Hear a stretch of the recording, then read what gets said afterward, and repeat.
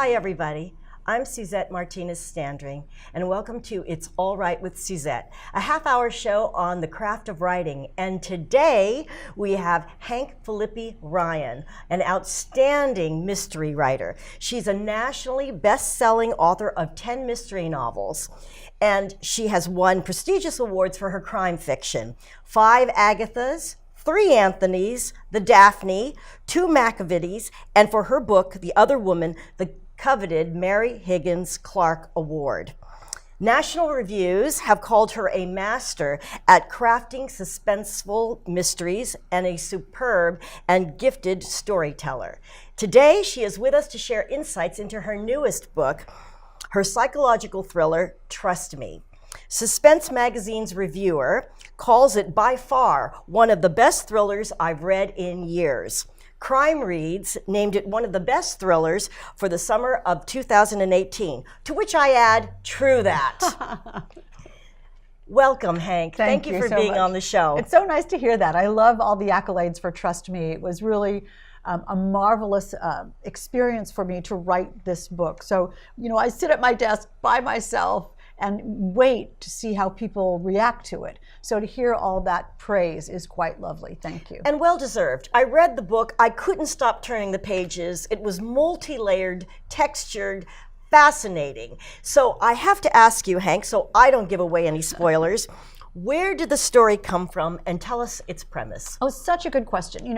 Someone told me once to write the kind of book you love to read. Because if you are loving it as you're writing it, then your readers are loving it as they're reading it. That passion kind of comes through. So I don't like to read graphic violence. I don't like to read graphic sex. I don't like inappropriate language. I just like fast-paced, page-turning, mind-bending, deceptive, manipulative murder mysteries where you're never quite sure who's telling the truth. And that's what Trust Me is, a psychological suspense. I want you to miss your stop on the T, right? Because you're just turning the pages so fast. That's what it's about. But where it came from, in answer to your question finally, where it came from is such a fascinating thing. My husband is a criminal defense attorney. And one Sunday morning, he was defending a person charged with murder in a really notorious murder trial. And one Sunday morning at our breakfast table, he was practicing his closing argument in the trial to me. And as I listened to his closing, I said, sweetheart, this is so compelling. This is so persuasive. This is so good. You've taken all the evidence in this trial and woven it together into such a pure, believable truth that the jury can do nothing but acquit your client. I said, sweetheart, this is a slam dunk, not guilty. And then I started thinking about the prosecutor's wife across town, and the prosecutor giving his closing argument in the same murder case. And was she saying, oh, honey, you're so compelling, you're so persuasive, you're so brilliant. You've taken the facts of this case and created such a persuasive truth that the jury can do nothing but find this defendant guilty. Did she say to him, this is a slam dunk conviction? And then I thought, how can there be two truths at the same time, two believable stories at the same time? So I wondered if I could write a thriller that shows there are 3 sides to every story: yours, mine, and the truth. And that's what Trust Me is. So it's one obsessed journalist, one troubled mom, facing off in a psychological cat and mouse game to prove their truth about a terrible crime. But which woman is the cat and which woman is the mouse? And that's the premise of Trust Me. And I dare you to find the liar in the book. Well, I'm not going to give away any spoilers at all, but I have to tell you, it was playing with my mind the entire time I read it. Because you look at the crime and you think, oh, this is a slam dunk. And then as it progresses and you hear the different levels and stories and the emotions, I got really sucked into the vortex. Good. I got sucked into the vortex. I love hearing that because, we as readers are used to the sort of a pattern of a book, that we open the pages of the book and we believe the main character. We like the main character and we believe the main character. We're on the train with the main character. We think we know what we're reading. But just as in life, what the main character is telling us is only her truth.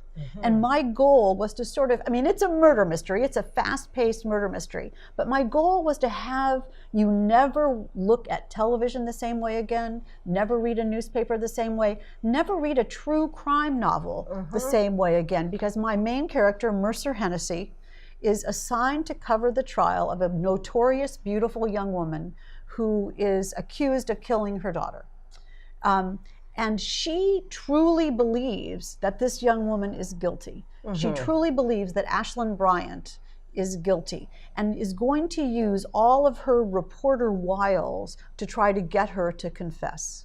But how dangerous might that be for each of them, for Ashlyn and for Mercer? And who do we as the reader believe? What is true? How do we know what's true? How do we know what to believe? If someone tells us something, does that mean it's true? If we believe it, does that mean it's true? If they say it over and over, does that mean it's true? So my goal as a storyteller was to show you one story with a set of facts, and then take those same facts and twist them another way and say, look, there could be another truth. And then take the same set of facts and twist them another way and say, look, there could be even another truth. Now, who do you believe? What I found really fascinating was how intense the emotional mindsets were when you get into their heads. Now, you mentioned that Ashlyn Bryant is suspected of murdering her own child, a toddler. And I feel that when you developed the character of Mercer Hennessy, the reporter and writer, it was really an achievement in character development, because she was so multi-layered, and you brought in the fact that she's also a grieving person. She's a professional writer, and she has all these levels to her dynamic. And I wanted to know, how did you create her, and what was that like for you? Because it was so intense. Well, it was intense, and it was a very interesting and different and fascinating and compelling experience for me as a writer, because what you do as a writer, what I do as a writer, is I really channel that character. I really am that character. I see what Mercer sees, I feel what Mercer feels, I think what Mercer thinks, and that comes through me somehow in writer magic and comes out into the story. So as the story begins, as Trust Me begins, and you know this on the first page, Mercer is incredibly in grief, incredibly upset, incredibly bereft, because she has quit her job as a magazine writer to stay home and be a mom to her husband and darling daughter. And as the book opens, she's writing in the steam on her bathroom mirror the numbers 442 in the steam on the mirror, the number of days since her family was killed in a car accident. And this is her bereavement ritual, is to write on the mirror the number of days since her family has been gone. And she's so sad as the book starts, this is page 1, that she considers burning down her own house with herself inside because she has no reason to live. So she gets this assignment to cover the murder trial of Ashlyn Bryant. And she decides that she's going to change her life and find a reason for living by covering this murder trial and telling the truth about what happened in this terrible case. But as she begins to realize, what is the truth, and how do you know? And what if she's wrong? And what if there's another truth?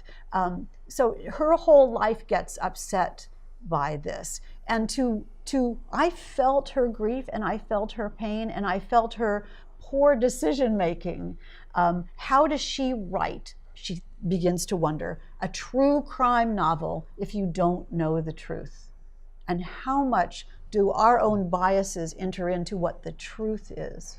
Well, you're right, the biases, because she's just lost her own child tragically in an accident, and she's looking at this monster who may have murdered her own toddler. And so she has that fascination with what is the truth, also a sense of righteousness of, standing up for this murdered child. There's all these dynamics that come along. And we know because we understand grief, that we know that this tragedy happened to her more than a year ago. So we know where she would be on the pattern of grief. We know that she's trying to pull herself out and bring herself back into the real world now. And so she turns her grief into passion and conviction for taking on Ashlyn Bryant, who she has decided is a monster, but maybe she isn't. Right. But maybe she isn't. And that is the big question throughout the book that I find really fascinating.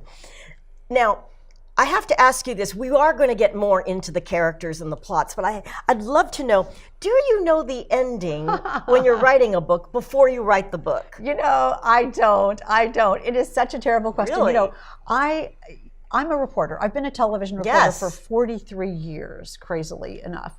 And I think I understand when I write a story, when I'm working on an investigative story, I don't know the end of that story. I'm out to find the story. And that's what I do as I'm writing these thrillers. I don't know what the end of the story is. I'm in search of the story as I write it. So that's what gets me to the computer every day, is I think, I wonder what's going to happen. I wonder what's going to happen. I can't wait to see what's going to happen, because that's how I have to finish the story. I have to finish it so I find out what the result is. So when people say to me, oh, the end of Trust Me, you really surprised me. I say, yeah, wasn't that a surprise? Who'd have thought that? I surprise myself, seriously. I surprise myself every day. And so I didn't know in Trust Me who was good and who was bad and who was lying and who was telling the truth. As I wrote it, I didn't know. I discovered it along with the characters. Well, I'm surprised by that, because in many writing workshops, they tell you you have to figure out the ending before you start. And I guess I assumed, because you had an Emmy Award-winning career as an investigative reporter, I assumed that you probably drew from bits and pieces of cases that you have been involved with. Yes, but you see, yes, and I've won 34 Emmys. Is that not crazy? In my long career, it's so nuts. And people say to me, "What's the best story you've ever done?" And I say, "It's the next one, the one that I've yet to find." And that's how I feel about writing my novels as well. If I knew what the end of an investigative story was, I couldn't do it. Right? Because I would have a premise of what I thought the truth was. I can't have that in an investigative story. I have to find out the true. I have to find out the true truth. And so what I really draw, I do draw on cases, and we can talk about that if you want, but I also draw on the mindset of an investigative reporter, which is to investigate what really happened, and how do we know what really happened, and how do we make sure that our own biases and lack of objectivity don't get involved in a story. When you see a story that I do on TV, you don't know how I feel about it, right? You don't know how hard it was to do, or whether I like the person that I'm interviewing, or whether I think it's a valuable story. You just see the story, the perfect objective story that's on the air. But the process of that's mysterious, and that's magical, and that's hard work, and that's a little bit of something that we don't exactly know what is, and that's what the fun of it is. It's being a detective and a writer at the same time, and coming up with the truth, and that's exactly what Trust Me is. And Mercer Hennessy definitely brings those qualities to the fore, with the intense baggage of the death of these two children in her life, in her experience and their exposure, and how she gets to the truth. It's really fascinating. I want to know more about the characters and the dynamic and interaction and how you came about that. But we're going to take a quick break, and in a moment we are going to return to Hank Philippi Ryan's Trust Me, an outstanding mystery.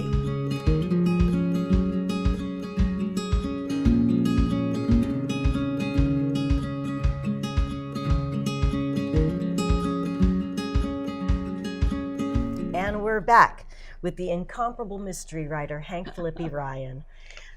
Hank, so the last we left off, we were talking about how your Emmy Award-winning career as an investigative reporter plays into writing this book. Tell us a little more about Well, it's interesting because I've wired myself with hidden cameras. I've confronted corrupt politicians. I've gone undercover and in disguise as an investigative reporter. So that takes me to places in the world that most people might not ever see. But the idea, one of the core ideas, as I said before, came from my husband's case. And another idea, another part of this book came from an assignment that I got that most people don't really know about. And there's a reason why. Back when the Casey Anthony trial began, you remember Casey Anthony? Yeah, that's what I thought about when I read this book. Of course. The notorious, beautiful young woman from Florida who was accused of murdering her young daughter. So, and everybody watched the trial. You remember that notorious murder trial that everyone was riveted to. Well, the day before that trial started, I got a call from a big publishing company asking me to write the true crime story, the nonfiction narrative of the Casey Anthony trial, sort of like In Cold Blood about Casey Anthony. Yes. So I thought, I can do this. I'm a crime fiction author. I'm an investigative reporter. That's marrying those two worlds. I can tell that story. So I had to be done with this book on the day of her sentencing. So I had the time span of the trial, an indeterminate length of time of the trial, the time span of the jury selection, and intermittent, who knows how long it was going to be, span of the jury trial. And then I had 2 weeks when the judge was deciding the sentence. And then on the day he sent her to prison for life, which of course he would, then that book had to be done. So I worked like a banshee. I had one laptop computer watching the trial. Yes. One laptop computer doing research about everything about Casey Anthony. And on my desktop, I was writing the true crime narrative of what happened to Casey Anthony. And the time pressure, as you can imagine, since we really didn't know how long I had, but they promised me it would be a big bestseller if it went on sale the day she was sent to prison. So I'm writing like crazy. I'm actually thinking, as I wrote it, this is really good. This is a good book. I found my calling. And I had to send it to the publisher. I had to send it to the publisher as the chunks were done because it was under so much time pressure. Anyway, fast forwarding, you know what happened? She was acquitted. And I got a call from the publisher that day saying, we love your book. It's fabulous, but we can't use it. We don't want it. The book is killed because we can't use a book about an innocent person. You can't write this book about an innocent person. All that work. All that work. But what it really did for me is I read my manuscript and realized that I had written this book, true crime, objective, nonfiction, with the filter of someone who really thought she was guilty. Because even though, I really thought she was guilty.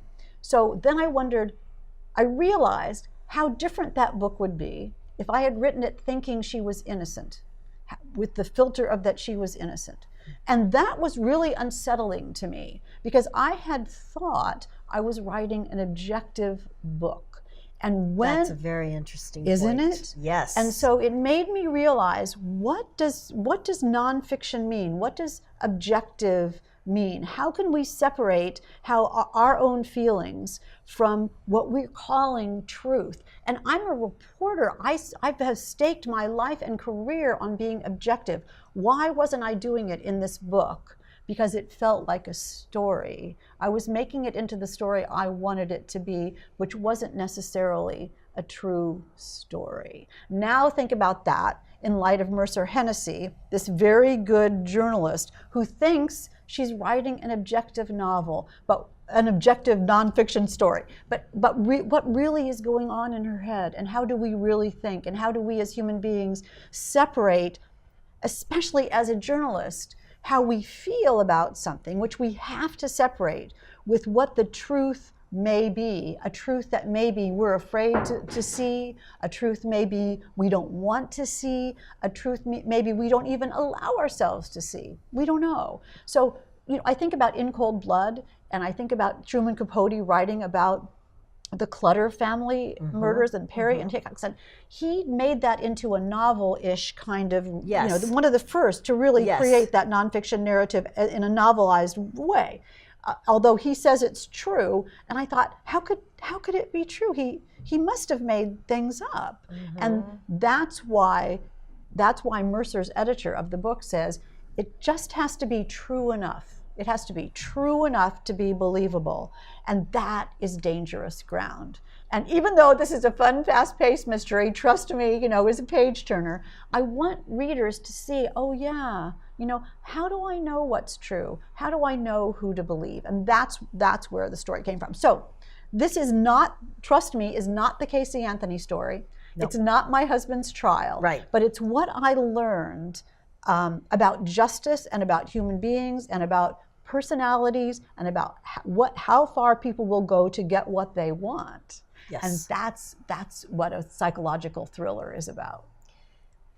You know, on so many levels, it was enlightening and eye-opening. And I think that when you were writing from the perspective of Mercer Hennessy doing her craft of writing, it was a window into that whole reporting, crime, nonfiction writing process that I think a lot of people weren't familiar with. How they brought the equipment into your house, how you were watching the feeds, how you had those different computers writing and everything, and at the same time creating a story that in the book, she is convinced. She's convinced that that Ashlyn is guilty, right?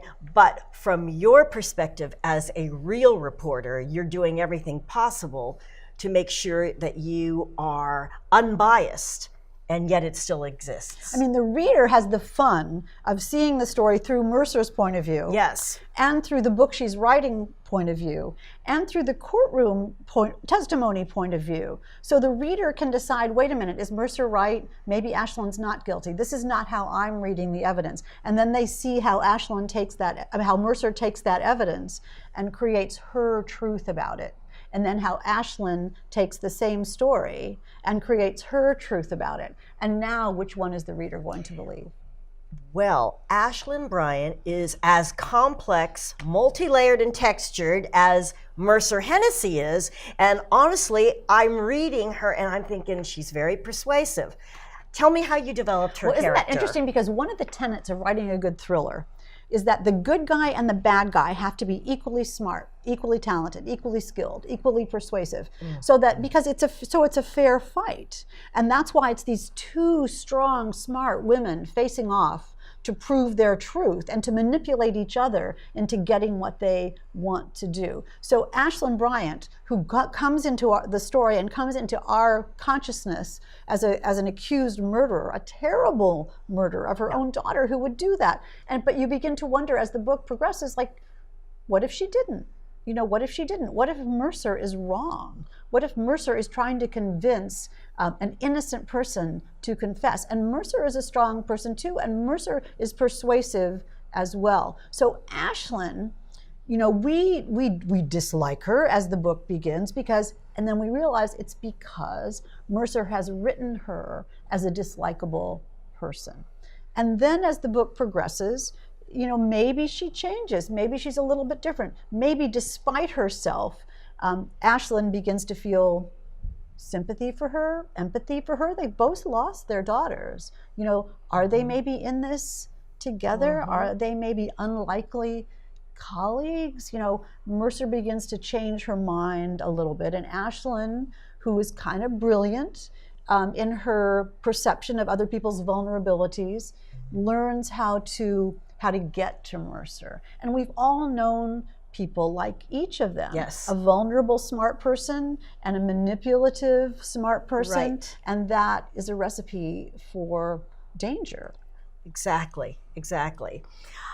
Now, in the few minutes that we remain, I'm very interested in knowing the difference between the fact that Trust Me is a standalone mystery, and you have done a Jane Ryland series, and I wanted to know the difference in the process of character development and how it was for you. Oh my goodness, it was such an incredible experience and such a writer brain opening experience. A series, you know, has the same main characters, the Jane Ryland series beginning with The Other Woman, and there are so far 5 books, and there'll be more. Jane Ryland, an investigative reporter in Boston. Jake Brogan, a police detective in Boston. Jane's on the trail of a big case. Jake's on the trail of a murder mystery. And those stories come together in every book. But because it's a series, you know that Jake and Jane are not going to die. Yeah, that's true. You know, right? Because they have to come back in book 6. They're not going to die in book 5.